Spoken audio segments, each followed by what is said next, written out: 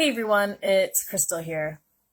So, how can you deal with when you have negative thoughts, feelings, moods, and you start feeling guilty because of them while you're providing care for someone else? And you could be somebody that's in the healthcare profession, perhaps a caregiver, personal support worker, teacher, a parent, anybody that provides care to another individual. And sometimes these feelings are meant to arise. They're there for a reason.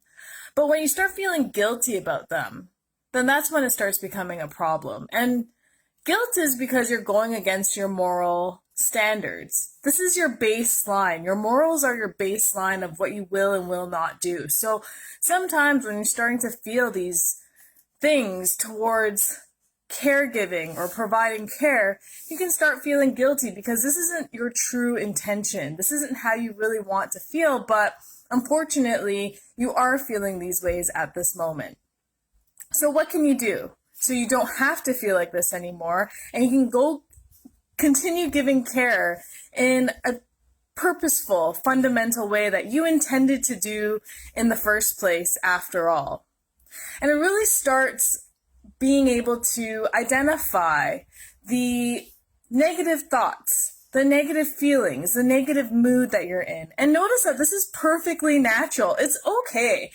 It's normal sometimes for us to feel this way. Don't bash yourself for sometimes being in this funk, but it's when it starts consuming you and it starts becoming to the point where you're feeling guilt from it. You're feeling guilt from feeling these things or thinking these things or being in these moods.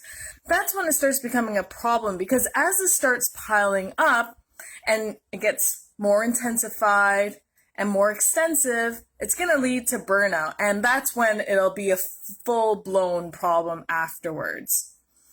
So dealing with it at the onset of when you're starting to already get that inkling within you that these negative thoughts, these feelings, these moods are affecting you, affecting your output, affecting your energy, affecting just the way you deal on a daily level. That's when it's time to do something and really time to take action on your situation. So, of course, always working with somebody to deal with your emotions, your internal emotions, and really dig deep. Ask the hard questions. Really come to a true understanding of how and what is making you feel this way. And also learning how to deal with them and deal with it on a practical level that works for you. And truly, on the onset, when this is happening to you in the moment, or perhaps shortly thereafter, it'd be really helpful if you just didn't label what you were feeling, didn't put a tag on it or identify it as good or bad, correct or wrong, useful or not useful. Just don't associate it with a meaning whatsoever. And when you can do that, you can just let it arise and then you can let it go, because it won't be attached to you. Because the more you add an attachment and a meaning to whatever you're feeling or thinking or your mood, then that's when you start focusing on it. And that's when it starts becoming a problem and amplifies in your mind to then really stand out in your mind and start eating away at you. And then you start analyzing it and overthinking.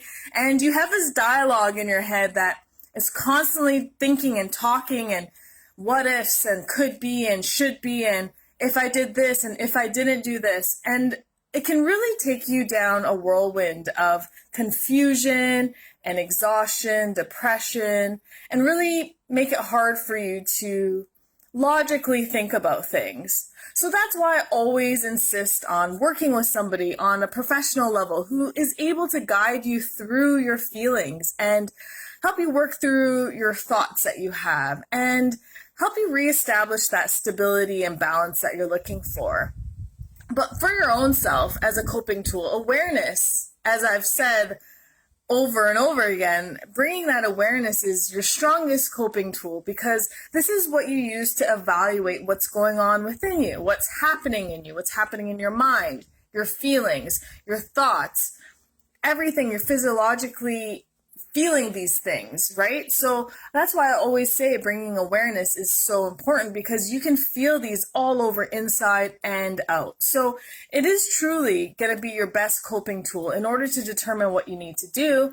And then, of course, breaking that loop that you're in, because the more you think about it, the more it's becoming a part of you, and the more it's going to be a loop that you'll be spinning in over and over again. So truly resolving some of the things that is triggering the stress to make you feel like you have these negative thoughts, these negative feelings, these negative moods. Really finding out what triggers that and what you can and cannot handle, and determine the stress that you're feeling from these things, and work through them and work at them so you're able to come out on the other end on a positive, more healthy level. So really take some inner work, some ownership on your end to really take control of how you feel, of what kind of thoughts that you have, because your thoughts create your reality. So that's something that you have to own, because depending on your thoughts, it'll create the story and the perspective and your whole daily life, every day, all the time.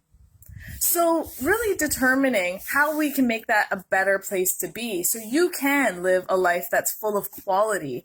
And also, because you're caregiving, you're providing care to somebody, your intention is to provide that same great quality of life, and that's what you also need for yourself. So you can't give something to someone if you can't give it to yourself. So all starts with you.